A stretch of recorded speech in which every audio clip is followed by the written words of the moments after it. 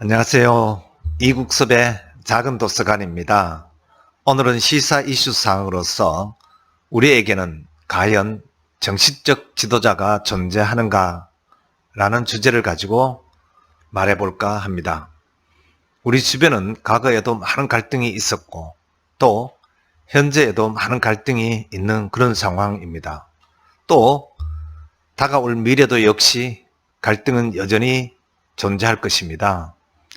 한 집안의 가정에서는 가장의 존재가 미미해졌고 또 학교에서는 선생님의 존재가 선생님으로서의 위치를 포기한 상황의 도래로 이어지고 있습니다.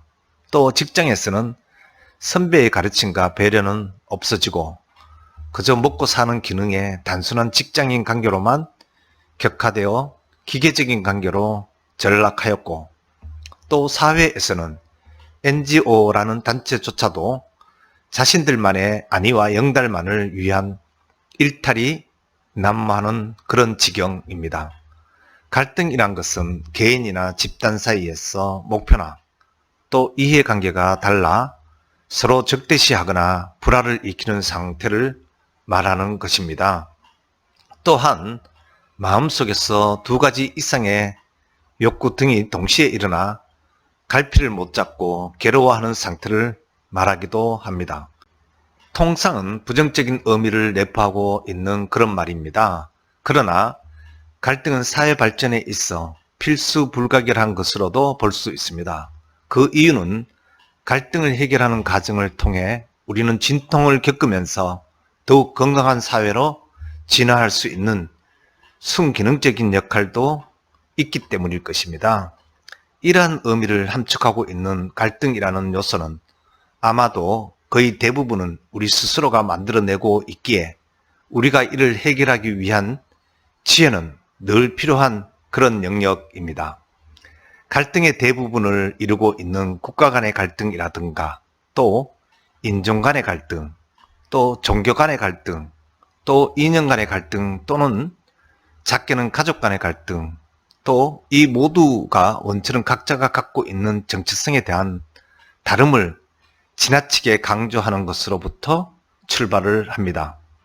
다름은 그저 다르다는 것일 뿐인데 그 다름이 과거부터 또 현재와 미래에도 존재하는 갈등의 대부분의 원인이라는 점이 우리는 정말로 이러한 고민들이 필요한 지점이라고 여겼습니다.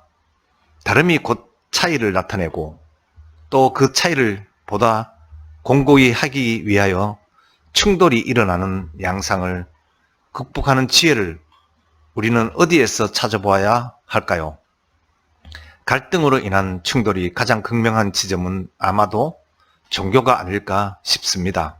그런데 각기 다른 종교라도 추구하는 기본적이면서도 이상적으로 내세우는 가치는 인류가 보편적으로 이루고 살고 있는 사회가 추구하는 이상적 가치의 실현 혹은 구현일 것입니다.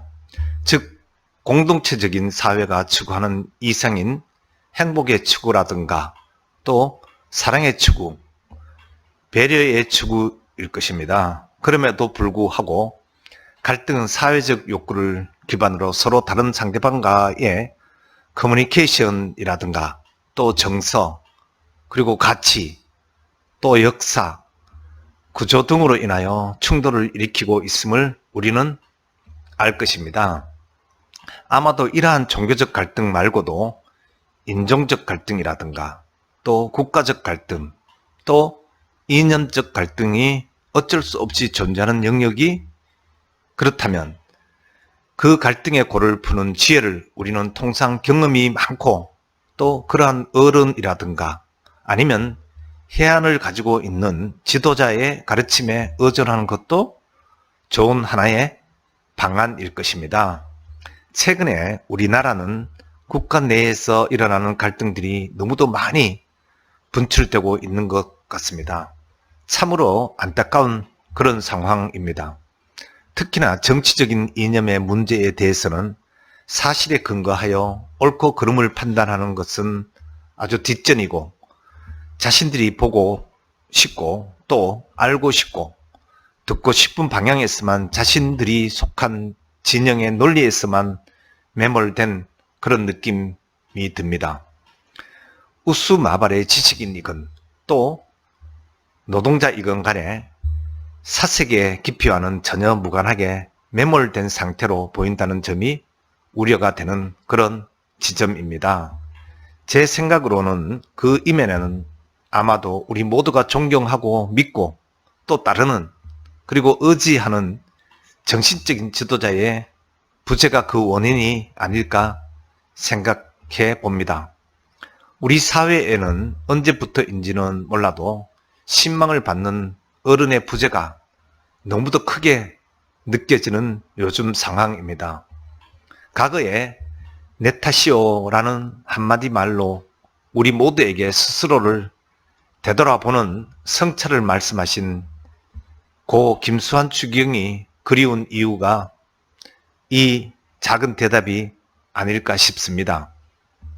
한 집안의 가정에서는 가장의 존재가 무너지고 또 학교에서는 선생님의 존재가 없어지고 있고 또 직장에서는 선배의 존재가 기계적인 관계로 전락하였고 사회에서는 NGO라는 단체도 자신들만의 안위와 영달만을 위한 일탈이 난무하는 그런 지경입니다.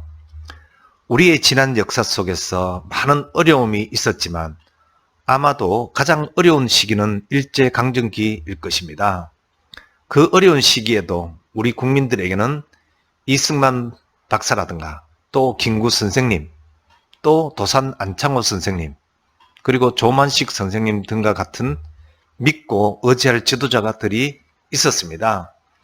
우리 국민들은 암울한 어둠 속에서도 독립이라는 하나의 염원을 지닌 상태로 독립을 위하여 목숨을 걸고 투쟁하였던 그런 지도자들의 한 줄기 희망을 걸고 불행한 시기를 극복하여 왔던 경험이 있습니다.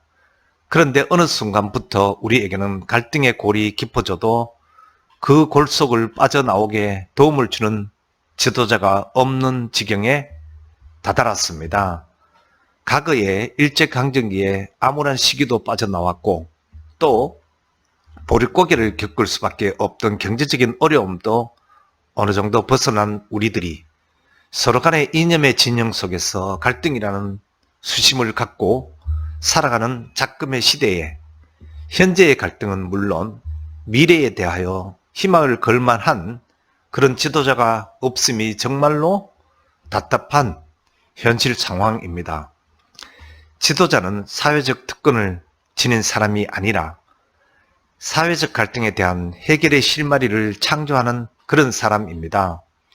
사회는 어쩔 수 없는 갈등을 지닐 수밖에 없기에 지도자라면 해결의 실마리를 창조할 수 있는 꿈을 갖고 이를 묵묵히 실천해 나가야 합니다. 그렇지 않으면 지속적으로 생길 수밖에 없는 새로운 갈등의 해결을 해결하지 않는다면 우리에게는 오로지 충돌의 양상만을 잉태할 수밖에 없는 것이 역사로부터 우리는 배울 수 있는 지혜입니다.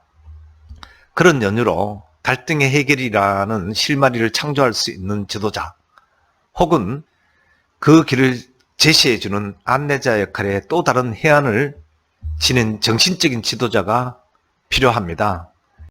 이처럼 사회가 가동되는 현실 속에서 가장 중요한 지점은 지도자의 역할과 능력이 첫 번째일 것입니다. 그러나 그것만으로는 부족합니다. 첫 번째와도 버금가는 두 번째로는 한 사람만의 능력으로는 모든 것이 해결되는 건이 아니기에 함께 사회를 이루고 있는 모든 구성원들의 지지와 또 동의가 있어야 합니다. 간혹 놓치는 부분이 우리 모두라는 그런 지점입니다. 민주주의라는 미명 아래 과반수만 넘으면 모든 것이 성취된다는 착각 속에서 과반수가 못 되는 쪽의 의견은 묵살하고 무시하고 간과하는 우를 범하는 경우가 있습니다. 끊임없는 설득과 갈등의 해결을 위한 힘없는 노력이 없는 과반의 찬성은 파멸을 이끈 단초가 되는 것입니다. 스스로가 해안을 지니고 싶다면 보다 큰 마음으로 갈등의 해결이라는 큰 짐을 스스로가 성찰하여 모든 이에게 공감이 가는 실천의 행함과 그 행함 속에 메시지를 주는 사람이 되어야 진정한 지도자일 것입니다. 작게는 내 가정, 그리고 내 직장부터, 또 크게는 우리 모든 국민 모두에게 큰 울림을 주는 지도자가 되는, 너도 나도 되는 그런 날이 빨리 오는 그날을 기다려 봅니다. 더불어서 저 자신부터 모든 부분에 있어 갈등의 골을 깊게 하는 감정적으로 대처하기보다는 그 골을 헤쳐나오는 이해와 배려가 커나가는 이성적으로 대처하는 삶의 행동과 실천을 해가고자 마음을 다잡아 봅니다. 오늘은 여기까지 하겠습니다. 고맙습니다.